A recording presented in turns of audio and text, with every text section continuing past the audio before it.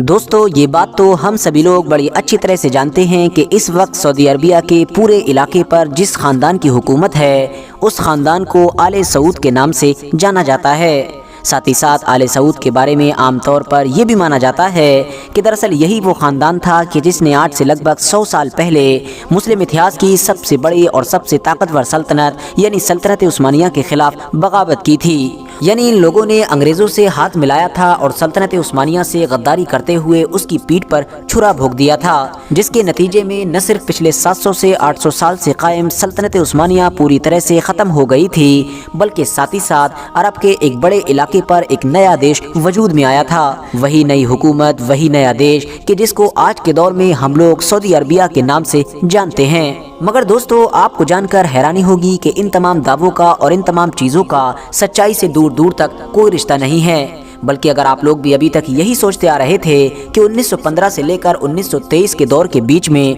सल्तनत उस्मानिया के ख़िलाफ़ जिन लोगों ने अरब के इलाकों में बगावत की थी, यानी जिन लोगों ने सल्तनत उस्मानिया से गद्दारी की थी, वो दरअसल आले सऊद थे, तो आप लोग भी पूरी तरह से गलत हैं। क्योंकि आले सऊद ने तो इस दौर में सल्तनत उस्मानिया से कभी जंग की ही नहीं थी, न उन लोगों के खिलाफ हथियार उठाए थे, बल्कि फर्स्ट वर्ल्ड वॉर के जो सल्तनत उस्मानिया के लिए सबसे ख़तरनाक और सबसे दर्दनाक साबित हुई थी, जिस जंग की वजह से सल्तनत उस्मानिया हमेशा हमेशा के लिए ख़त्म हो गई थी, उस जंग में भी आले सऊद ने इनके खिलाफ लड़ने की बजाय इनकी अधीनता यानी इनके अंडर में रहना ही पसंद किया था। मगर दोस्तों अब सवाल फिर से वही है कि अगर अरब के इलाके में सल्तनत उस्मानिया से गद्दारी करने वाले लोग आले सऊद नहीं थे तो आखिर थे कौन? क्योंकि ये बात तो क्रिस्टल क्लियर है कि गद्दारी तो ज़रूर हुई थी। गद्दारी की वजह से ही न सिर्फ सल्तनत उस्मानिया के टुकड़े हुए थे, बल्कि वो हमेशा हमेशा के लिए ख़त्म भी हो गई थी। साथ ही साथ सवाल ये भी है कि अगर इन लोगों ने गद्दारी नहीं की थी, इन लोगों ने सल्तनत उस्मानिया के खिलाफ फर्स्ट वर्ल्ड वॉर में हथियार नहीं उठाए थे, तो आखिर इन लोगों को फर्स्ट वर्ल्ड वॉर ख़त्म होने के बाद सऊदी अरबिया का इलाका मिला कैसे? यानी ये लोग सऊदी अरबिया की गद्दी पर बैठे कैसे? आले सऊद की हुकूमत सऊदी अरबिया में आई कैसे? तो चलिए इन्हीं सारे राजों से पर्दा उठाते हैं और इतिहास के कुछ ऐसे पहलुओं पर नज़र डालते हैं कि जिनके बारे में आप में से शायद ही कोई इंसान जानता होगा। RH नेटवर्क के नॉलेजेबल फ्रेंड्स, आज के दौर में हम दुनिया के नक्शे में जिस सऊदी अरबिया को देखते हैं, इस सऊदी अरबिया का जन्म आज से लगभग 90 साल पहले यानी 1932 में हुआ था। इसका जन्म भले ही 1932 में हुआ हो, मगर इसको बनाने की तैयारियां उससे भी लगभग 200 साल पहले ही शुरू हो चुकी थीं, यानी उस दौर में कि जब सल्तनत उस्मानिया हद से ज़्यादा ताकतवर और बड़ी हुआ करती थी। दरअसल दोस्तों हुआ ये था कि 18वीं सदी में नजद के इलाके में एक धार्मिक लीडर यानी धार्मिक गुरु के जिसका नाम मोहम्मद बिन अब्दुल वहाब था, उसकी एंट्री हुई। आपको बताता चलूं कि ये वही मोहम्मद बिन अब्दुल वहाब है कि जिसको आज के दौर में मुसलमानों के एक ग्रुप के जिसको वहाबी के नाम से जाना जाता है, उनका फाउंडर भी माना जाता है। लिहाजा मोहम्मद बिन अब्दुल वहाब ने उस दौर में उस इलाके के एक कबीलाई सरदार के जिसका नाम मोहम्मद बिन सऊद था, उसके साथ समझौता किया। समझौता ये था कि जहां एक तरफ मोहम्मद बिन सऊद कि जो उस इलाके का कबीलाई सरदार हुआ करता था, यानी उस इलाके में उसका दबदबा हुआ करता था, तो वो मोहम्मद बिन अब्दुल वहाब को प्रोटेक्शन देगा, उसकी जान की हिफाजत करेगा, उसके जो थॉट्स हैं यानी नज़रियात हैं उनको फैलाने में मदद करेगा। तो वहीं दूसरी तरफ मोहम्मद बिन अब्दुल वहाब भी कि जो लोगों के बीच में एक धार्मिक लीडर की पहचान रखा करता था, वो भी मोहम्मद बिन सऊद की पॉलिटिकली मदद करेगा, यानी लोगों को ये बताने की कोशिश करेगा कि इसका साथ दो, इसके साथ ज़्यादा से ज़्यादा इलाकों को फतह करो, ताकि हम अपने इस ग्रुप को और भी ज़्यादा मजबूत से मजबूत कर सकें। इस तरह से इन दोनों का ये गठबंधन शुरू हुआ, जो धीरे धीरे हद से ज़्यादा कामयाब साबित हुआ। कुछ वक्त के अंदर ही इन लोगों ने आसपास के बहुत सारे इलाकों को फतह कर लिया। याद रहे कि ये सब कुछ उस दौर में सऊदी अरबिया के उस सेंट्रल इलाके पर हो रहा था कि जहाँ पर सल्तनत उस्मानिया का राज नहीं हुआ करता था। वो इसलिए क्योंकि हम सभी जानते हैं कि सऊदी अरबिया के सिर्फ उन शहरों या फिर उन इलाकों पर ही सल्तनत उस्मानिया राज किया करती थी कि जो या तो धार्मिक तौर पर पवित्र थे यानी मुक़द्दस, जैसे मक्का मदीना, या फिर किसी और तरह से फ़ायदेमंद थे। वरना इसके अलावा सऊदी अरबिया का जो बीच का इलाका था वो तो तेल निकलने से पहले इतिहास में हमेशा से ही बेकार और बुरा माना जाता है, क्योंकि बंजर ज़मीन के सिवा वहाँ पर कुछ नहीं हुआ करता था। अब भला हद से ज़्यादा दूर बैठा सल्तनत उस्मानिया का कोई सुल्तान एक ऐसी ज़मीन के लिए अपनी एनर्जी, अपना टाइम और अपना पैसा क्यों खर्च करता कि जिसके बारे में उसको पता है कि वो उसको कुछ भी नहीं देने वाली है, क्योंकि उसकी जगह पर वो दुनिया के किसी दूसरे इलाके को भी फतह कर सकता है। साथ ही साथ दोस्तों आपकी नॉलेज के लिए बताता चलूँ कि रियाद के इलाके से उस दौर में अपनी सल्तनत को शुरू करने वाला यही वो मोहम्मद बिन सऊद था कि जिसकी औलादें आज के दौर में आले सऊद कहलाती हैं और सऊदी अरबिया के इस इलाके पर हुकूमत करती हैं। فی الحال دوستو، جیسا کہ میں نے آپ کو پہلے ہی بتایا کہ شروع میں تو سلطنت عثمانیہ نے ان کے اوپر کوئی دھیان نہیں دیا، کیونکہ یہ ایسے علاقے میں تھے کہ جہاں پر سلطنت عثمانیہ کا راج ہوا ہی نہیں کرتا تھا۔ مگر بعد میں جب دھیرے دھیرے یہ طاقتور بننا شروع ہوئے اور آگے جا کر انہوں نے کربلا اور مکہ جیسے طاقتور اور بڑے شہروں کو بھی قبضانے کی کوشش کی، تو پھر سلطنت عثمانیہ نے فوراً ان کے اوپر ایکشن لینے کا فیصلہ کیا اور اس کام کی ذمہ داری سونپی گئی سلطنت عثمانیہ کی طرف سے محمد علی پاشا کو۔ محمد علی پاشا دراصل ایجپٹ کے گورنر ہوا کرتے تھے اور اس دور میں ایجپٹ یعنی مصر بھی سلطنت عثمانیہ کے انڈر ہی میں آیا کرتا تھا۔ محمد علی پاشا نے اپنے بیٹے ابراہیم پاشا کو عربوں سے نپٹنے کے لیے بھیجا۔ محمد علی پاشا کے بیٹے یعنی ابراہیم پاشا نے کچھ وقت کے اندر ہی یعنی 1818 تک اس پورے علاقے سے عربوں کو باہر کھدیڑ دیا۔ عربوں کی جب ہار ہو گئی تو اس دور میں آل سعود کا یہ جو خاندان تھا، اس کا جو راجہ ہوا کرتا تھا یعنی سردار، کہ جس کا نام عبداللہ ابن سعود تھا، اس کو گرفتار کر کے استنبول بھیجا گیا، یعنی کہ سلطنت عثمانیہ کی راجدھانی میں۔ اس کے علاوہ جو اس دور کا وہابی امام ہوا کرتا تھا، اس کو بھی عبداللہ ابن سعود کے ساتھ قسطنطنیہ یعنی کہ استنبول بھیجا گیا اور وہاں لے جا کر آیا صوفیہ کے سامنے بغاوت کے جرم میں عبداللہ ابن سعود کا سر قلم کر دیا گیا۔ اور اس طرح سے 18ویں صدی میں محمد بن سعود نے محمد بن عبد الوہاب کے ساتھ جو ایک بڑی سلطنت بنانے کا خواب دیکھا تھا، وہ پوری طرح سے ختم ہو کر رہ گیا۔ مگر دوستو، عبداللہ ابن سعود کا سر قلم ہو جانے کے باوجود بھی آل سعود کی اس فیملی نے اپنی سلطنت بنانے کا خواب بیچ میں نہیں چھوڑا، بلکہ اس کی اولادوں نے 1824 سے ہی اپنے اس مشن کی تیاری پھر سے شروع کر دی۔ ریاض یعنی اس کا جو خود کا علاقہ تھا اور اس کے آس پاس کے بہت سارے علاقوں کو فتح کرنا شروع کر دیا۔ دھیرے دھیرے ایک بار پھر سے ان کے پاس سعودی عربیہ کا ایک بڑا علاقہ آ چکا تھا، مگر اس بار بھی ان لوگوں کی یہ سلطنت لمبے وقت تک قائم نہ رہ سکی۔ مگر دوسری بار ان کی سلطنت کو ختم کرنے میں جو مین کردار ادا کیا تھا، وہ دراصل سلطنت عثمانیہ کی بجائے الرشید فیملی نے کیا تھا۔ یہ ایک ایسی عرب فیملی تھی کہ جس کا بھی سعودی عربیہ کے ایک چھوٹے سے علاقے پر راج ہوا کرتا تھا اور یہ سلطنت عثمانیہ کے انڈر ہی میں رہا کرتی تھی، یعنی ایک طریقے سے اس کے ساتھ اچھے رشتے تھے۔ لہٰذا 1890 میں تو الرشید فیملی کی طرف سے آل سعود کے اوپر اتنا بڑا اور خطرناک اٹیک کیا گیا کہ جس کی وجہ سے ان کی یہ سلطنت تو پوری طرح سے ختم ہوئی ہی، ساتھ ہی ان لوگوں کو سعودی عربیہ کا پورا علاقہ چھوڑ کر کویت بھاگنا پڑا۔ وہاں پر جا کر ان لوگوں نے اپنی جان کی حفاظت کی۔ پھر دور آیا 20ویں صدی کا کہ جب پوری دنیا میں ہر طرف جنگیں ہی جنگیں شروع ہو چکی تھیں۔ سلطنت عثمانیہ بھی بڑی تیزی کے ساتھ کمزور ہو رہی تھی۔ دوسری طرف کویت میں بھی دوسروں کے رحم و کرم پر اپنی زندگی گزارنے والے ان آل سعود کے خاندان میں بھی عبدالعزیز نام کا ایک طاقتور انسان پیدا ہو چکا تھا، جس نے یہ ٹھان لیا تھا کہ وہ ہر حال میں اپنے باپ دادا کے سارے علاقوں کو دوبارہ حاصل کرے گا۔ لہٰذا 1902 میں اس عبدالعزیز نے اپنے 40 سپاہیوں کے ساتھ سب سے پہلے ریاض نام کے اس علاقے کو فتح کیا کہ جہاں سے اس کے پورے خاندان کو بھگایا گیا تھا، اور بعد میں دھیرے دھیرے جیسے جیسے طاقتور ہوتا گیا، آس پاس کے دوسرے علاقوں کو فتح کرتا چلا گیا۔ وقت کے ساتھ ہی 1914 میں فرسٹ ورلڈ وار بھی شروع ہو چکی تھی، جس جنگ میں جہاں ایک طرف سلطنت عثمانیہ تھی تو وہیں دوسری طرف اس کے مقابلے میں برٹین اور فرانس جیسے دیش تھے۔ لہٰذا برٹین اور فرانس جیسے دیشوں نے سلطنت عثمانیہ کو کمزور کرنے کے لیے سب سے پہلے شریف مکہ سے ہاتھ ملایا۔ آپ کو بتا دوں کہ دراصل شریف مکہ ایک ایسی پوسٹ ہوا کرتی تھی کہ جس پر سلطنت عثمانیہ کی طرف سے ہی ایک معزز یعنی عزت دار اور بڑے رتبے والے انسان کو بیٹھایا جاتا تھا، اور اس دور میں سلطنت عثمانیہ کی طرف سے شریف مکہ کی پوسٹ پر جس انسان کو بیٹھایا گیا تھا، اس کا نام حسین بن علی ہوا کرتا تھا۔ حسین بن علی کو برٹین اور فرانس جیسے دیشوں کی طرف سے یہ لالچ دیا گیا تھا کہ اگر تم ہماری مدد کرو گے یعنی سلطنت عثمانیہ کے خلاف بغاوت کرو گے، اس کو توڑنے میں، اس کو کمزور کرنے میں اور اس کو ختم کرنے میں ہماری مدد کرو گے، تو جیتنے کے بعد یعنی جب ہم جنگ جیت جائیں گے تو تم کو ایک آزاد عرب ریاست کا راجہ بنائیں گے، ایک ایسی الگ آزاد عرب ریاست کہ جس میں صرف آج کے دور کا سعودی عربیہ ہی نہیں بلکہ عراق، سیریا، فلسطین، یمن اور اس جیسے سارے دیش ہوتے، یعنی کہ پوری کی پوری ہی عرب دنیا کے راجہ بنانے کا لالچ دیا گیا تھا۔ لہٰذا اس لالچ میں آ کر شریف مکہ نے اپنی اولادوں کے ساتھ حجاز کے پورے علاقے میں یعنی مکہ، مدینہ اور اس جیسے سارے شہروں میں سلطنت عثمانیہ کے خلاف بغاوت کر دی، اور اس بغاوت کا انجام کیا ہوا تھا ہم سبھی بڑی اچھی طرح سے جانتے ہیں، کیونکہ ہم سبھی جانتے ہیں کہ عربوں کی بغاوت نے سلطنت عثمانیہ کو جو نقصان پہنچایا تھا، اس کا آدھا بھی نقصان نہ تو کسی بھی بڑے سے بڑے دشمن کا کوئی ہتھیار پہنچا سکا اور نہ ہی کوئی بڑے سے بڑا جاسوس پہنچا سکا تھا۔ انٹرسٹنگ بات یہ ہے کہ جس دور میں شریف مکہ نے سلطنت عثمانیہ کے خلاف بغاوت کی، اس دور میں آل سعود اور اس جیسے کچھ اور عرب خاندان کہ جو سعودی عربیہ کے سینٹر پوائنٹ یعنی ریاض اور اس جیسے آس پاس کے علاقوں میں رہا کرتے تھے، ان لوگوں نے شریف مکہ کا ساتھ نہیں دیا، بلکہ وہ تو الٹا یہ دکھانے کی کوشش کر رہے تھے کہ ہم شریف مکہ کے خلاف ہیں اور سلطنت عثمانیہ کے فیور میں ہیں، اور اس کی سب سے بڑی وجہ یہ تھی کہ کیونکہ وہ تو خود شریف مکہ سے چڑا کرتے تھے۔ آل سعود تو خود چاہتے تھے کہ وہ شریف مکہ کو حجاز یعنی مکہ مدینہ کے علاقے سے باہر پھینک دیں اور خود اس علاقے پر قابض ہو جائیں۔ فی الحال سلطنت عثمانیہ کی ہار کے ساتھ جب فرسٹ ورلڈ وار ختم ہوئی تو برٹین اور فرانس جیسے دیش کہ جنہوں نے پہلے شریف مکہ کو پورے عرب کا راجہ بنانے کا وعدہ کیا تھا، انہوں نے اپنا وعدہ پوری طرح سے توڑ دیا، بلکہ سلطنت عثمانیہ کے جو ٹکڑے ہوئے تھے ان کو آپس میں انہوں نے خود ہی بانٹ لیا۔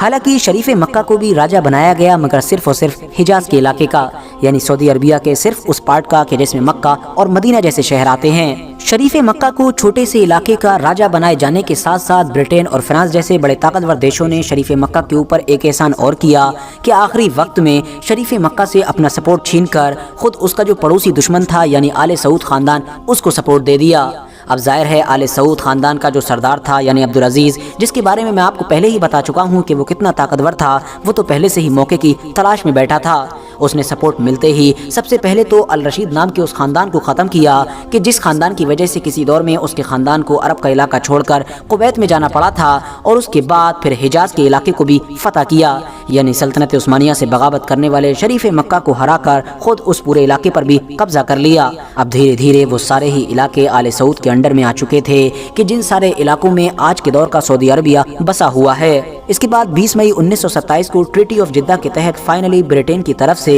حجاز اور ریاض کے دونوں علاقوں کو ملا کر ایک الگ آزاد عرب ریاست کی مانیتا بھی دے دی گئی۔ ایسا مانا جاتا ہے کہ اس کے بعد عبدالعزیز آس پاس کے دوسرے عرب دیشوں پر جیسا کہ سیریا، عراق، فلسطین، لیبنان، ان سبھی علاقوں پر قبضہ کرنا چاہتا تھا، مگر ظاہر ہے اس دور میں ان سارے علاقوں پر برٹین جیسے دیشوں نے قبضہ کر رکھا تھا، تو اسی لیے عبدالعزیز نے ان پر اٹیک نہ کرنا ہی بہتر سمجھا، ورنہ ظاہر ہے اس کا خود کا ایریا بھی خطرے میں آ سکتا تھا۔ حالانکہ دوستو ایک الگ آزاد دیش کی مانیتا مل جانے کے باوجود بھی عبدالعزیز کی مشکلیں ابھی بھی کم نہیں ہوئی تھیں، کیونکہ ہوا یہ کہ آخری وقت میں اخوان نام کے اس گروپ نے عبدالعزیز کے خلاف بغاوت کر دی کہ جس اخوان نام کے گروپ کی مدد سے ہی وہ یہاں تک پہنچ سکا تھا، یعنی جن کی مدد سے اس نے ان سارے علاقوں کو فتح کیا تھا اور ایک الگ آزاد دیش بنا پایا تھا۔ دراصل دوستو اخوان ایک ایسا گروپ تھا جو کٹر وہابی وچاردھارا پر یقین رکھا کرتا تھا، جیسا کہ میں نے آپ کو پہلے ہی بتایا کہ وہابیوں کے امام یعنی فاؤنڈر محمد بن عبد الوہاب اور آل سعود کے جو باپ دادا تھے ان کے بیچ ایک کانٹریکٹ ہوا تھا جس میں ان دونوں کو ایک دوسرے کا ساتھ دینا تھا، ایک کو اس کی وچاردھارا پھیلانے میں اس کا ساتھ دینا تھا، جبکہ دوسرے کو اس کا سیاسی طور پر ساتھ دینا تھا۔ مگر آخری وقت میں ہوا یہ کہ جب اخوان گروپ نے دیکھا کہ ہماری سلطنت بہت زیادہ طاقتور ہو چکی ہے اور اب ہم آفیشیلی ایک الگ آزاد اور طاقتور ریاست بھی بن چکے ہیں، تو اسی لیے ضروری ہے کہ اب ہم اپنی وچاردھارا یعنی وہابی سوچ کو عرب کے دوسرے علاقوں جیسا کہ عراق، سیریا، فلسطین ان جیسے علاقوں میں لے کر جائیں اور لوگوں کے بیچ اس چیز کا بڑھ چڑھ کر پرچار کریں۔ مگر خود ان کا راجہ یعنی کنگ عبدالعزیز اس چیز کے خلاف تھا، اس کا ماننا تھا کہ ہم اتنی جلدی یہ سب کچھ نہیں کر سکتے ہیں۔ نتیجہ یہ ہوا کہ اخوان گروپ نے اپنے ہی راجہ عبدالعزیز کے خلاف بغاوت کر دی۔ کچھ وقت تک تو عبدالعزیز کو بہت ساری پریشانیوں کا سامنا کرنا پڑا، مگر بعد میں انگریزوں کی مدد سے عبدالعزیز نے اس بغاوت کو بھی پوری طرح سے کچل ڈالا اور فائنلی 23 ستمبر 1932 کے دن وہ سعودی عربیہ وجود میں آیا کہ جس کو آج کے دور میں ہم لوگ دنیا کے نقشے پر دیکھتے ہیں۔ یہی وجہ ہے کہ آج تک 23 ستمبر کو سعودی عربیہ میں بڑے جشن کے ساتھ منایا جاتا ہے۔ اس کے بعد سے لگاتار آج تک عبدالعزیز کی ہی اولادیں یعنی آل سعود کے لوگ ہی سعودی عربیہ پر راج کر رہے ہیں۔ فی الحال دوستو آج کی اپنی ویڈیو کو ہم یہیں پر ختم کرتے ہیں۔ ویڈیو پسند آنے پر نہ صرف ویڈیو کو لائک کریں بلکہ اپنے فرینڈز کے ساتھ بھی ضرور شیئر کریں، اور اسی طرح کی نالجبل اور ہسٹوریکل ویڈیوز ہمیشہ دیکھنے کے لیے ہمارے اس چینل کو سبسکرائب کرنے کے ساتھ ساتھ بیل آئیکن کو بھی پریس کریں۔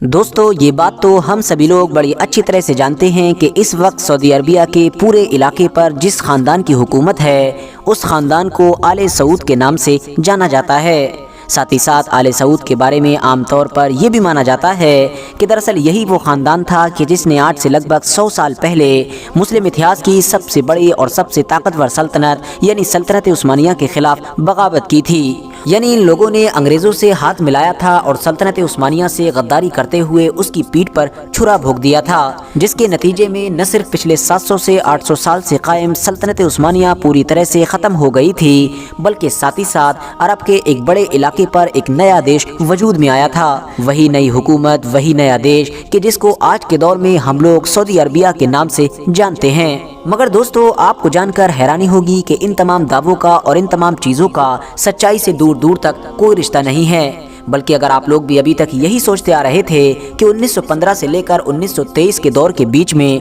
सल्तनत उस्मानिया के खिलाफ जिन लोगों ने अरब के इलाकों में बगावत की थी, यानी जिन लोगों ने सल्तनत उस्मानिया से गद्दारी की थी, वो दरअसल आले सऊद थे, तो आप लोग भी पूरी तरह से गलत हैं। क्योंकि आले सऊद ने तो इस दौर में सल्तनत उस्मानिया से कभी जंग की ही नहीं थी, न उन लोगों के खिलाफ हथियार उठाए थे। बल्कि फर्स्ट वर्ल्ड वॉर के जो सल्तनत उस्मानिया के लिए सबसे ख़तरनाक और सबसे दर्दनाक साबित हुई थी, जिस जंग की वजह से सल्तनत उस्मानिया हमेशा हमेशा के लिए ख़त्म हो गई थी, उस जंग में भी आले सऊद ने इनके खिलाफ लड़ने की बजाय इनकी अधीनता यानी इनके अंडर में रहना ही पसंद किया था। मगर दोस्तों अब सवाल फिर से वही है कि अगर अरब के इलाके में सल्तनत उस्मानिया से गद्दारी करने वाले लोग आले सऊद नहीं थे तो आखिर थे कौन? क्योंकि ये बात तो क्रिस्टल क्लियर है कि गद्दारी तो ज़रूर हुई थी। गद्दारी की वजह से ही न सिर्फ सल्तनत उस्मानिया के टुकड़े हुए थे, बल्कि वो हमेशा हमेशा के लिए ख़त्म भी हो गई थी। साथ ही साथ सवाल ये भी है कि अगर इन लोगों ने गद्दारी नहीं की थी, इन लोगों ने सल्तनत उस्मानिया के खिलाफ फर्स्ट वर्ल्ड वॉर में हथियार नहीं उठाए थे, तो आखिर इन लोगों को फर्स्ट वर्ल्ड वॉर ख़त्म होने के बाद सऊदी अरबिया का इलाका मिला कैसे?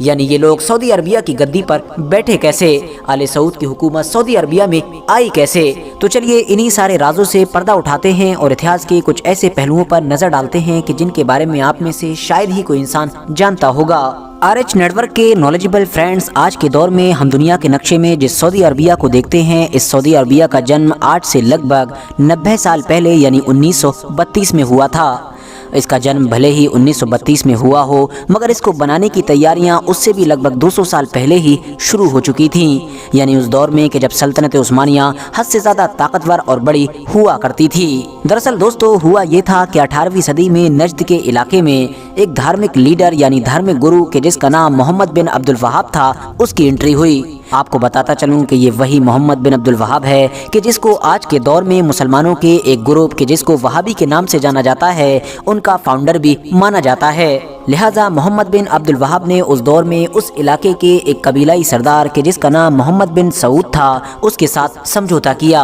समझौता ये था कि जहां एक तरफ मोहम्मद बिन सऊद कि जो उस इलाके का कबीलाई सरदार हुआ करता था, यानी उस इलाके में उसका दबदबा हुआ करता था, तो वो मोहम्मद बिन अब्दुल वहाब को प्रोटेक्शन देगा, उसकी जान की हिफाजत करेगा, उसके जो थॉट्स हैं यानी नज़रियात हैं उनको फैलाने में मदद करेगा। तो वहीं दूसरी तरफ मोहम्मद बिन अब्दुल वहाब भी कि जो लोगों के बीच में एक धार्मिक लीडर की पहचान रखा करता था, वो भी मोहम्मद बिन सऊद की पॉलिटिकली मदद करेगा। यानी लोगों को ये बताने की कोशिश करेगा कि इसका साथ दो, इसके साथ ज़्यादा से ज़्यादा इलाकों को फतह करो, ताकि हम अपने इस ग्रुप को और भी ज़्यादा मजबूत से मजबूत कर सकें। इस तरह से इन दोनों का ये गठबंधन शुरू हुआ, जो धीरे धीरे हद से ज़्यादा कामयाब साबित हुआ। कुछ वक्त के अंदर ही इन लोगों ने आसपास के बहुत सारे इलाकों को फतह कर लिया। याद रहे कि ये सब कुछ उस दौर में सऊदी अरबिया के उस सेंट्रल इलाके पर हो रहा था कि जहाँ पर सल्तनत उस्मानिया का राज नहीं हुआ करता था।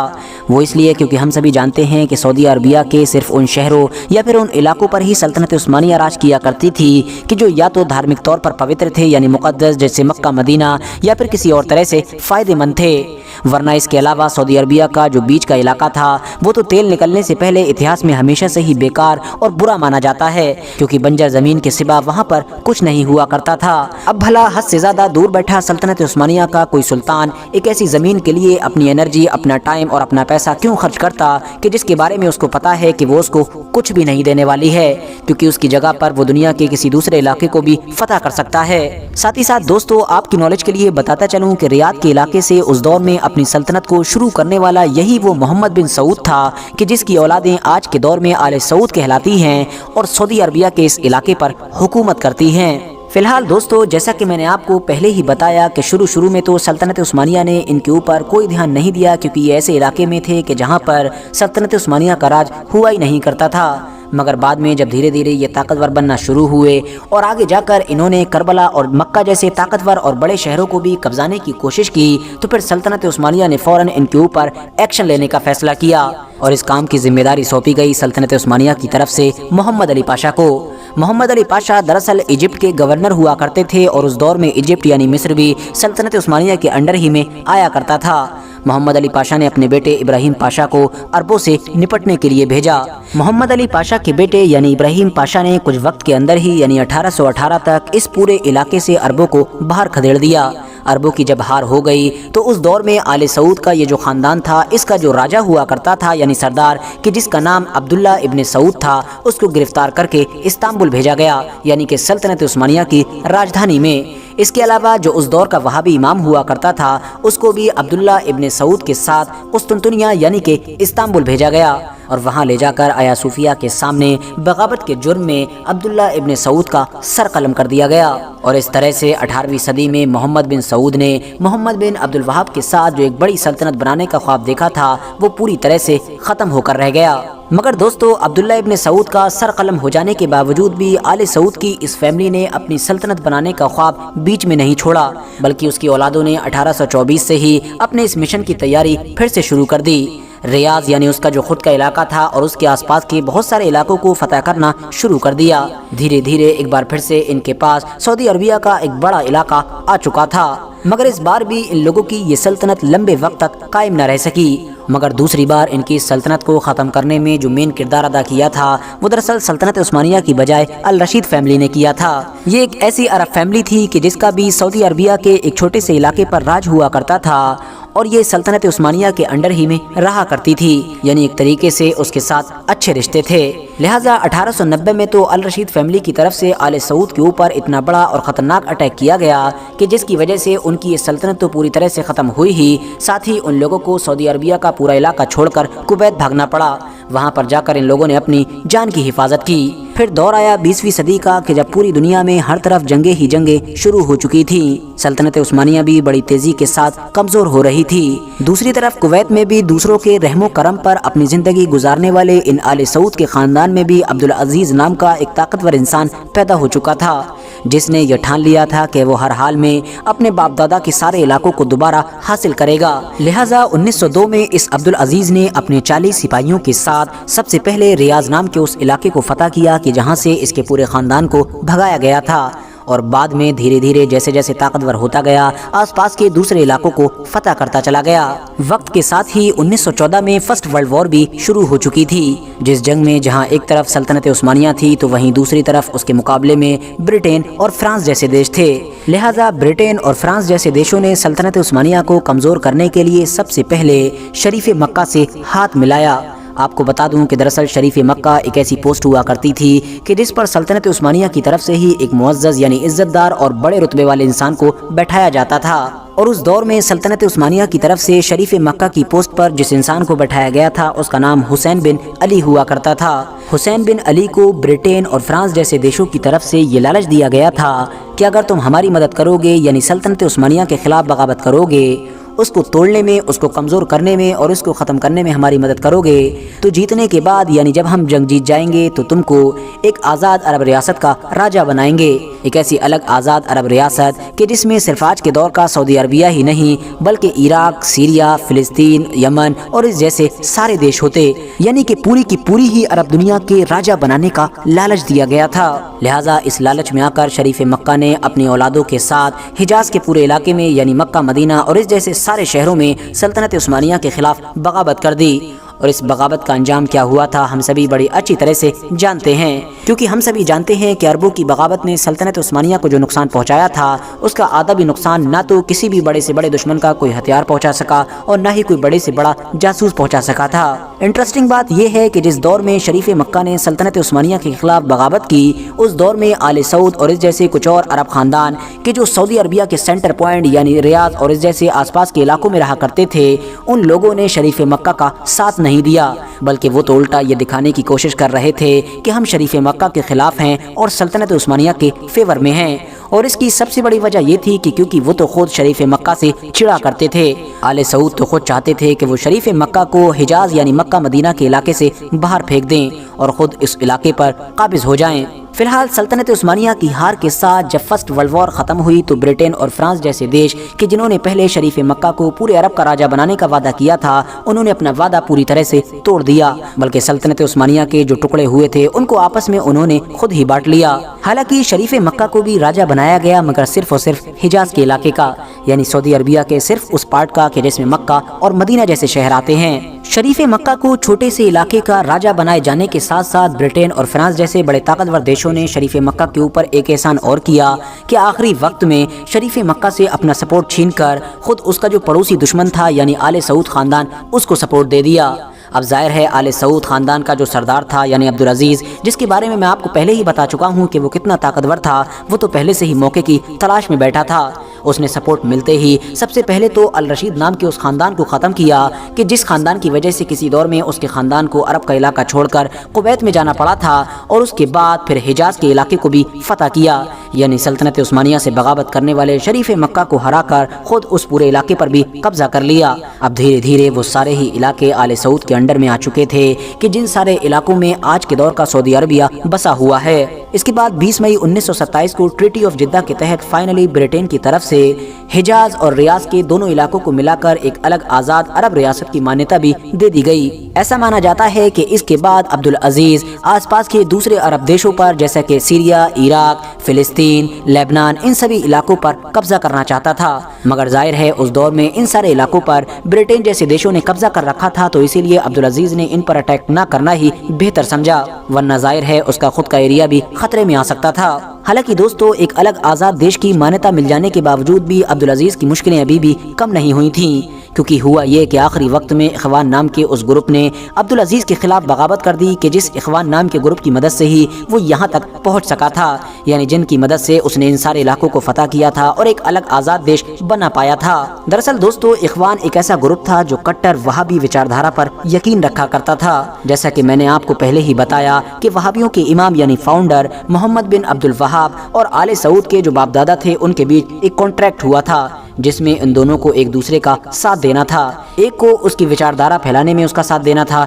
जबकि दूसरे को उसका सियासी तौर पर साथ देना था। मगर आखिरी वक्त में हुआ ये कि जब इखवान ग्रुप ने देखा कि हमारी सल्तनत बहुत ज़्यादा ताकतवर हो चुकी है और अब हम ऑफिशियली एक अलग आज़ाद और ताकतवर रियासत भी बन चुके हैं, तो इसीलिए ज़रूरी है कि अब हम अपनी विचारधारा यानी वहाबी सोच को अरब के दूसरे इलाकों जैसा कि इराक, सीरिया, फिलिस्तीन, इन जैसे इलाकों में लेकर जाएं और लोगों के बीच इस चीज़ का बढ़ चढ़ कर प्रचार करें। मगर खुद उनका राजा यानी किंग अब्दुल अजीज़ इस चीज़ के खिलाफ था। उसका मानना था कि हम इतनी जल्दी ये सब कुछ नहीं कर सकते हैं। नतीजा ये हुआ कि इखवान ग्रुप ने अपने ही राजा अब्दुल अजीज़ के खिलाफ बगावत कर दी। कुछ वक्त तक तो अब्दुल अजीज़ को बहुत सारी परेशानियों का सामना करना पड़ा, मगर बाद में अंग्रेज़ों की मदद से अब्दुल अजीज़ ने इस बगावत को भी पूरी तरह से कुचल डाला और फाइनली 23 सितंबर 1932 के दिन वो सऊदी अरबिया वजूद में आया कि जिसको आज के दौर में हम लोग दुनिया के नक्शे पर देखते हैं। यही वजह है कि आज तक 23 सितंबर को सऊदी अरबिया में बड़े जश्न के साथ मनाया जाता है। उसके बाद से लगातार आज तक अब्दुल अजीज़ की ही औलादें यानी आले सऊद के लोग ही सऊदी अरबिया पर राज कर रहे हैं। फिलहाल दोस्तों, आज की अपनी वीडियो को हम यहीं पर ख़त्म करते हैं। वीडियो पसंद आने पर न सिर्फ वीडियो को लाइक करें बल्कि अपने फ्रेंड्स के साथ भी ज़रूर शेयर करें, और इसी तरह की नॉलेजेबल और हिस्टोरिकल वीडियोस हमेशा देखने के लिए हमारे इस चैनल को सब्सक्राइब करने के साथ साथ बेल आइकन को भी प्रेस करें।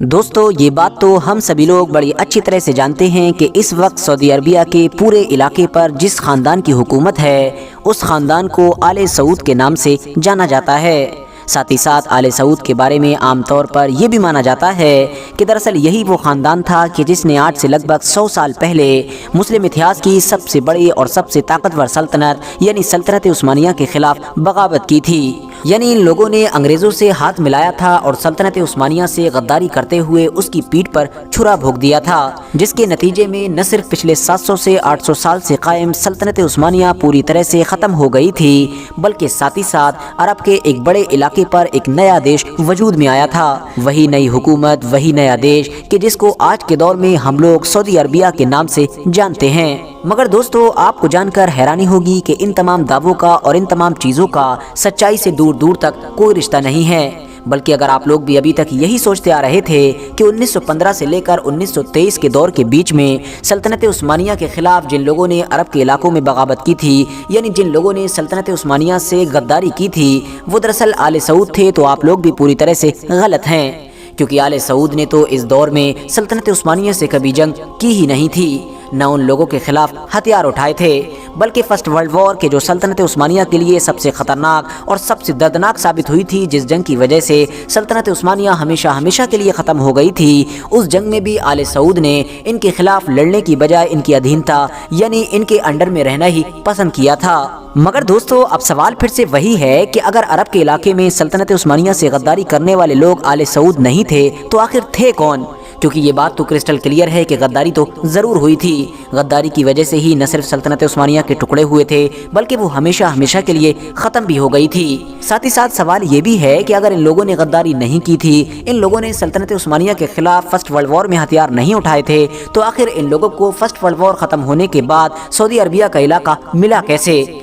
यानी ये लोग सऊदी अरबिया की गद्दी पर बैठे कैसे? आले सऊद की हुकूमत सऊदी अरबिया में आई कैसे? तो चलिए इन्हीं सारे राजों से पर्दा उठाते हैं और इतिहास के कुछ ऐसे पहलुओं पर नजर डालते हैं कि जिनके बारे में आप में से शायद ही कोई इंसान जानता होगा। RH नेटवर्क के नॉलेजेबल फ्रेंड्स, आज के दौर में हम दुनिया के नक्शे में जिस सऊदी अरबिया को देखते हैं, इस सऊदी अरबिया का जन्म आज से लगभग 90 साल पहले यानी 1932 में हुआ था। इसका जन्म भले ही 1932 में हुआ हो, मगर इसको बनाने की तैयारियां उससे भी लगभग 200 साल पहले ही शुरू हो चुकी थीं। यानी उस दौर में कि जब सल्तनत उस्मानिया हद से ज़्यादा ताकतवर और बड़ी हुआ करती थी। दरअसल दोस्तों, हुआ ये था कि 18वीं सदी में नजद के इलाके में एक धार्मिक लीडर यानी धार्मिक गुरु के जिसका नाम मोहम्मद बिन अब्दुल वहाब था, उसकी एंट्री हुई। आपको बताता चलूं कि ये वही मोहम्मद बिन अब्दुल वहाब है कि जिसको आज के दौर में मुसलमानों के एक ग्रुप के जिसको वहाबी के नाम से जाना जाता है, उनका फाउंडर भी माना जाता है। लिहाजा मोहम्मद बिन अब्दुल वहाब ने उस दौर में उस इलाके के एक कबीलाई सरदार के जिसका नाम मोहम्मद बिन सऊद था, उसके साथ समझौता किया। समझौता ये था कि जहां एक तरफ मोहम्मद बिन सऊद कि जो उस इलाके का कबीलाई सरदार हुआ करता था, यानी उस इलाके में उसका दबदबा हुआ करता था, तो वो मोहम्मद बिन अब्दुल वहाब को प्रोटेक्शन देगा, उसकी जान की हिफाजत करेगा, उसके जो थॉट्स हैं यानी नज़रियात हैं उनको फैलाने में मदद करेगा। तो वहीं दूसरी तरफ मोहम्मद बिन अब्दुल वहाब भी कि जो लोगों के बीच में एक धार्मिक लीडर की पहचान रखा करता था, वो भी मोहम्मद बिन सऊद की पॉलिटिकली मदद करेगा। यानी लोगों को ये बताने की कोशिश करेगा कि इसका साथ दो, इसके साथ ज़्यादा से ज़्यादा इलाकों को फतह करो, ताकि हम अपने इस ग्रुप को और भी ज़्यादा मजबूत से मजबूत कर सकें। इस तरह से इन दोनों का ये गठबंधन शुरू हुआ, जो धीरे धीरे हद से ज़्यादा कामयाब साबित हुआ। कुछ वक्त के अंदर ही इन लोगों ने आसपास के बहुत सारे इलाकों को फतह कर लिया। याद रहे कि ये सब कुछ उस दौर में सऊदी अरबिया के उस सेंट्रल इलाके पर हो रहा था कि जहाँ पर सल्तनत उस्मानिया का राज नहीं हुआ करता था। वो इसलिए क्योंकि हम सभी जानते हैं कि सऊदी अरबिया के सिर्फ उन शहरों या फिर उन इलाकों पर ही सल्तनत उस्मानिया राज किया करती थी कि जो या तो धार्मिक तौर पर पवित्र थे यानी मुक़द्दस, जैसे मक्का मदीना, या फिर किसी और तरह से फ़ायदेमंद थे। वरना इसके अलावा सऊदी अरबिया का जो बीच का इलाका था वो तो तेल निकलने से पहले इतिहास में हमेशा से ही बेकार और बुरा माना जाता है, क्योंकि बंजर ज़मीन के सिवा वहाँ पर कुछ नहीं हुआ करता था। अब भला हद से ज़्यादा दूर बैठा सल्तनत उस्मानिया का कोई सुल्तान एक ऐसी ज़मीन के लिए अपनी एनर्जी, अपना टाइम और अपना पैसा क्यों खर्च करता कि जिसके बारे में उसको पता है कि वो उसको कुछ भी नहीं देने वाली है, क्योंकि उसकी जगह पर वो दुनिया के किसी दूसरे इलाके को भी फतह कर सकता है। साथ ही साथ दोस्तों, आपकी नॉलेज के लिए बताता चलूँ कि रियाद के इलाके से उस दौर में अपनी सल्तनत को शुरू करने वाला यही वो मोहम्मद बिन सऊद था कि जिसकी औलादें आज के दौर में आले सऊद कहलाती हैं और सऊदी अरबिया के इस इलाके पर हुकूमत करती हैं। फिलहाल दोस्तों, जैसा कि मैंने आपको पहले ही बताया कि शुरू में तो सल्तनत उस्मानिया ने इनके ऊपर कोई ध्यान नहीं दिया, क्योंकि ये ऐसे इलाके में थे कि जहाँ पर सल्तनत उस्मानिया का राज हुआ ही नहीं करता था। मगर बाद में जब धीरे धीरे ये ताकतवर बनना शुरू हुए और आगे जाकर इन्होंने करबला और मक्का जैसे ताकतवर और बड़े शहरों को भी कब्जाने की कोशिश की, तो फिर सल्तनत उस्मानिया ने फ़ौरन इनके ऊपर एक्शन लेने का फैसला किया और इस काम की जिम्मेदारी सौंपी गई सल्तनत उस्मानिया की तरफ से मोहम्मद अली पाशा को। मोहम्मद अली पाशा दरअसल इजिप्ट के गवर्नर हुआ करते थे और उस दौर में इजिप्ट यानी मिस्र भी सल्तनत उस्मानिया के अंडर ही में आया करता था। मोहम्मद अली पाशा ने अपने बेटे इब्राहिम पाशा को अरबों से निपटने के लिए भेजा। मोहम्मद अली पाशा के बेटे यानी इब्राहिम पाशा ने कुछ वक्त के अंदर ही यानी 1818 तक इस पूरे इलाके से अरबों को बाहर खदेड़ दिया। अरबों की जब हार हो गई तो उस दौर में आले सऊद का ये जो ख़ानदान था, इसका जो राजा हुआ करता था यानी सरदार कि जिसका नाम अब्दुल्ला इब्ने सऊद था, उसको गिरफ्तार करके इस्तांबुल भेजा गया, यानी कि सल्तनत उस्मानिया की राजधानी में। इसके अलावा जो उस दौर का वहाबी इमाम हुआ करता था, उसको भी अब्दुल्ला इब्ने सऊद के साथ कुस्तुनतुनिया यानी कि इस्तांबुल भेजा गया اور وہاں لے جا کر آیا صوفیہ کے سامنے بغاوت کے جرم میں عبداللہ ابن سعود کا سر قلم کر دیا گیا۔ اور اس طرح سے 18ویں صدی میں محمد بن سعود نے محمد بن عبد الوہاب کے ساتھ جو ایک بڑی سلطنت بنانے کا خواب دیکھا تھا وہ پوری طرح سے ختم ہو کر رہ گیا۔ مگر دوستو، عبداللہ ابن سعود کا سر قلم ہو جانے کے باوجود بھی آل سعود کی اس فیملی نے اپنی سلطنت بنانے کا خواب بیچ میں نہیں چھوڑا، بلکہ اس کی اولادوں نے 1824 سے ہی اپنے اس مشن کی تیاری پھر سے شروع کر دی۔ ریاض یعنی اس کا جو خود کا علاقہ تھا اور اس کے آس پاس کے بہت سارے علاقوں کو فتح کرنا شروع کر دیا۔ دھیرے دھیرے ایک بار پھر سے ان کے پاس سعودی عربیہ کا ایک بڑا علاقہ آ چکا تھا، مگر اس بار بھی ان لوگوں کی یہ سلطنت لمبے وقت تک قائم نہ رہ سکی۔ مگر دوسری بار ان کی سلطنت کو ختم کرنے میں جو مین کردار ادا کیا تھا وہ دراصل سلطنت عثمانیہ کی بجائے الرشید فیملی نے کیا تھا۔ یہ ایک ایسی عرب فیملی تھی کہ جس کا بھی سعودی عربیہ کے ایک چھوٹے سے علاقے پر راج ہوا کرتا تھا اور یہ سلطنت عثمانیہ کے انڈر ہی میں رہا کرتی تھی، یعنی ایک طریقے سے اس کے ساتھ اچھے رشتے تھے۔ لہٰذا 1890 میں تو الرشید فیملی کی طرف سے آل سعود کے اوپر اتنا بڑا اور خطرناک اٹیک کیا گیا کہ جس کی وجہ سے ان کی یہ سلطنت تو پوری طرح سے ختم ہوئی ہی، ساتھ ہی ان لوگوں کو سعودی عربیہ کا پورا علاقہ چھوڑ کر کویت بھاگنا پڑا۔ وہاں پر جا کر ان لوگوں نے اپنی جان کی حفاظت کی۔ پھر دور آیا 20ویں صدی کا کہ جب پوری دنیا میں ہر طرف جنگیں ہی جنگیں شروع ہو چکی تھیں، سلطنت عثمانیہ بھی بڑی تیزی کے ساتھ کمزور ہو رہی تھی۔ دوسری طرف کویت میں بھی دوسروں کے رحم و کرم پر اپنی زندگی گزارنے والے ان آل سعود کے خاندان میں بھی عبدالعزیز نام کا ایک طاقتور انسان پیدا ہو چکا تھا، جس نے یہ ٹھان لیا تھا کہ وہ ہر حال میں اپنے باپ دادا کے سارے علاقوں کو دوبارہ حاصل کرے گا۔ لہٰذا 1902 میں اس عبدالعزیز نے اپنے 40 سپاہیوں کے ساتھ سب سے پہلے ریاض نام کے اس علاقے کو فتح کیا کہ جہاں سے اس کے پورے خاندان کو بھگایا گیا تھا، اور بعد میں دھیرے دھیرے جیسے جیسے طاقتور ہوتا گیا آس پاس کے دوسرے علاقوں کو فتح کرتا چلا گیا۔ وقت کے ساتھ ہی 1914 میں فرسٹ ورلڈ وار بھی شروع ہو چکی تھی، جس جنگ میں جہاں ایک طرف سلطنت عثمانیہ تھی تو وہیں دوسری طرف اس کے مقابلے میں برٹین اور فرانس جیسے دیش تھے۔ لہٰذا برٹین اور فرانس جیسے دیشوں نے سلطنت عثمانیہ کو کمزور کرنے کے لیے سب سے پہلے شریف مکہ سے ہاتھ ملایا۔ آپ کو بتا دوں کہ دراصل شریف مکہ ایک ایسی پوسٹ ہوا کرتی تھی کہ جس پر سلطنت عثمانیہ کی طرف سے ہی ایک معزز یعنی عزت دار اور بڑے رتبے والے انسان کو بیٹھایا جاتا تھا، اور اس دور میں سلطنت عثمانیہ کی طرف سے شریف مکہ کی پوسٹ پر جس انسان کو بیٹھایا گیا تھا اس کا نام حسین بن علی ہوا کرتا تھا۔ حسین بن علی کو برٹین اور فرانس جیسے دیشوں کی طرف سے یہ لالچ دیا گیا تھا کہ اگر تم ہماری مدد کرو گے یعنی سلطنت عثمانیہ کے خلاف بغاوت کرو گے، اس کو توڑنے میں، اس کو کمزور کرنے میں اور اس کو ختم کرنے میں ہماری مدد کرو گے تو جیتنے کے بعد یعنی جب ہم جنگ جیت جائیں گے تو تم کو ایک آزاد عرب ریاست کا راجہ بنائیں گے، ایک ایسی الگ آزاد عرب ریاست کہ جس میں صرف آج کے دور کا سعودی عربیہ ہی نہیں بلکہ عراق، سیریا، فلسطین، یمن اور اس جیسے سارے دیش ہوتے، یعنی کہ پوری کی پوری ہی عرب دنیا کے راجہ بنانے کا لالچ دیا گیا تھا۔ لہٰذا اس لالچ میں آ کر شریف مکہ نے اپنی اولادوں کے ساتھ حجاز کے پورے علاقے میں یعنی مکہ، مدینہ اور اس جیسے سارے شہروں میں سلطنت عثمانیہ کے خلاف بغاوت کر دی، اور اس بغاوت کا انجام کیا ہوا تھا ہم سبھی بڑی اچھی طرح سے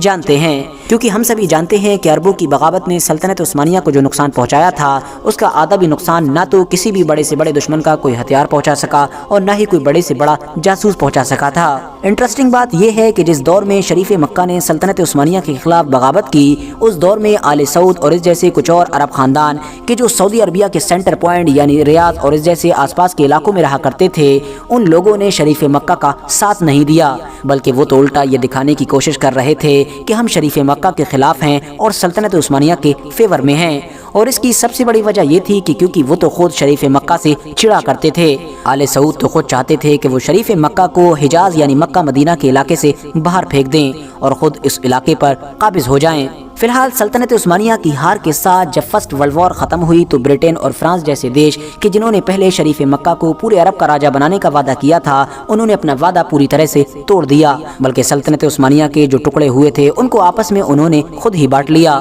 حالانکہ شریف مکہ کو بھی راجہ بنایا گیا مگر صرف اور صرف حجاز کے علاقے کا، یعنی سعودی عربیہ کے صرف اس پارٹ کا کہ جس میں مکہ اور مدینہ جیسے شہر آتے ہیں۔ شریف مکہ کو چھوٹے سے علاقے کا راجہ بنائے جانے کے ساتھ ساتھ برٹین اور فرانس جیسے بڑے طاقتور دیشوں نے شریف مکہ کے اوپر ایک احسان اور کیا کہ آخری وقت میں شریف مکہ سے اپنا سپورٹ چھین کر خود اس کا جو پڑوسی دشمن تھا یعنی آل سعود خاندان اس کو سپورٹ دے دیا۔ اب ظاہر ہے آل سعود خاندان کا جو سردار تھا یعنی عبدالعزیز، جس کے بارے میں آپ کو پہلے ہی بتا چکا ہوں کہ وہ کتنا طاقتور تھا، وہ تو پہلے سے ہی موقع کی تلاش میں بیٹھا تھا اس نے سپورٹ ملتے ہی سب سے پہلے تو الرشید نام کے اس خاندان کو ختم کیا کہ جس خاندان کی وجہ سے کسی دور میں اس کے خاندان کو عرب کا علاقہ چھوڑ کر کویت میں جانا پڑا تھا، اور اس کے بعد پھر حجاز کے علاقے کو بھی فتح کیا، یعنی سلطنت عثمانیہ سے بغاوت کرنے والے شریف مکہ کو ہرا کر خود اس پورے علاقے پر بھی قبضہ کر لیا۔ اب دھیرے دھیرے وہ سارے ہی علاقے آل سعود کے انڈر میں آ چکے تھے کہ جن سارے علاقوں میں آج کے دور کا سعودی عربیہ بسا ہوا ہے۔ اس کے بعد 20 مئی 1927 کو ٹریٹی آف جدہ کے تحت فائنلی برٹین کی طرف سے حجاز اور ریاض کے دونوں علاقوں کو ملا کر ایک الگ آزاد عرب ریاست کی مانیتا بھی دے دی گئی۔ ایسا مانا جاتا ہے کہ اس کے بعد عبدالعزیز آس پاس کے دوسرے عرب دیشوں پر جیسا کہ سیریا، عراق، فلسطین، لیبنان، ان سبھی علاقوں پر قبضہ کرنا چاہتا تھا، مگر ظاہر ہے اس دور میں ان سارے علاقوں پر برٹین جیسے دیشوں نے قبضہ کر رکھا تھا، تو اسی لیے عبدالعزیز نے ان پر اٹیک نہ کرنا ہی بہتر سمجھا، ورنہ ظاہر ہے اس کا خود کا ایریا بھی خطرے میں آ سکتا تھا۔ حالانکہ دوستو ایک الگ آزاد دیش کی مانیتا مل جانے کے باوجود بھی عبدالعزیز کی مشکلیں ابھی بھی کم نہیں ہوئی تھیں، کیونکہ ہوا یہ کہ آخری وقت میں اخوان نام کے اس گروپ نے عبدالعزیز کے خلاف بغاوت کر دی کہ جس اخوان نام کے گروپ کی مدد سے ہی وہ یہاں تک پہنچ سکا تھا، یعنی جن کی مدد سے اس نے ان سارے علاقوں کو فتح کیا تھا اور ایک الگ آزاد دیش بنا پایا تھا۔ دراصل دوستو اخوان ایک ایسا گروپ تھا جو کٹر وہابی وچاردھارا پر یقین رکھا کرتا تھا، جیسا کہ میں نے آپ کو پہلے ہی بتایا کہ وہابیوں کے امام یعنی فاؤنڈر محمد بن عبد الوہاب اور آل سعود کے جو باپ دادا تھے ان کے بیچ ایک کانٹریکٹ ہوا تھا جس میں ان دونوں کو ایک دوسرے کا ساتھ دینا تھا، ایک کو اس کی وچاردھارا پھیلانے میں اس کا ساتھ دینا تھا، جبکہ دوسرے کو اس کا سیاسی طور پر ساتھ دینا تھا۔ مگر آخری وقت میں ہوا یہ کہ جب اخوان گروپ نے دیکھا کہ ہماری سلطنت بہت زیادہ طاقتور ہو چکی ہے اور اب ہم آفیشیلی ایک الگ آزاد اور طاقتور ریاست بھی بن چکے ہیں، تو اسی لیے ضروری ہے کہ اب ہم اپنی وچاردھارا یعنی وہابی سوچ کو عرب کے دوسرے علاقوں جیسا کہ عراق، سیریا، فلسطین ان جیسے علاقوں میں لے کر جائیں اور لوگوں کے بیچ اس چیز کا بڑھ چڑھ کر پرچار کریں۔ مگر خود ان کا راجہ یعنی کنگ عبدالعزیز اس چیز کے خلاف تھا، اس کا ماننا تھا کہ ہم اتنی جلدی یہ سب کچھ نہیں کر سکتے ہیں۔ نتیجہ یہ ہوا کہ اخوان گروپ نے اپنے ہی راجہ عبدالعزیز کے خلاف بغاوت کر دی۔ کچھ وقت تک تو عبدالعزیز کو بہت ساری پریشانیوں کا سامنا کرنا پڑا، مگر بعد میں انگریزوں کی مدد سے عبدالعزیز نے اس بغاوت کو بھی پوری طرح سے کچل ڈالا اور فائنلی 23 ستمبر 1932 کے دن وہ سعودی عربیہ وجود میں آیا کہ جس کو آج کے دور میں ہم لوگ دنیا کے نقشے پر دیکھتے ہیں۔ یہی وجہ ہے کہ آج تک 23 ستمبر کو سعودی عربیہ میں بڑے جشن کے ساتھ منایا جاتا ہے۔ اس کے بعد سے لگاتار آج تک عبدالعزیز کی ہی اولادیں یعنی آل سعود کے لوگ ہی سعودی عربیہ پر راج کر رہے ہیں۔ فی الحال دوستو آج کی اپنی ویڈیو کو ہم یہیں پر ختم کرتے ہیں۔ ویڈیو پسند آنے پر نہ صرف ویڈیو کو لائک کریں بلکہ اپنے فرینڈز کے ساتھ بھی ضرور شیئر کریں، اور اسی طرح کی نالجبل اور ہسٹوریکل ویڈیوز ہمیشہ دیکھنے کے لیے ہمارے اس چینل کو سبسکرائب کرنے کے ساتھ ساتھ بیل آئیکن کو بھی پریس کریں۔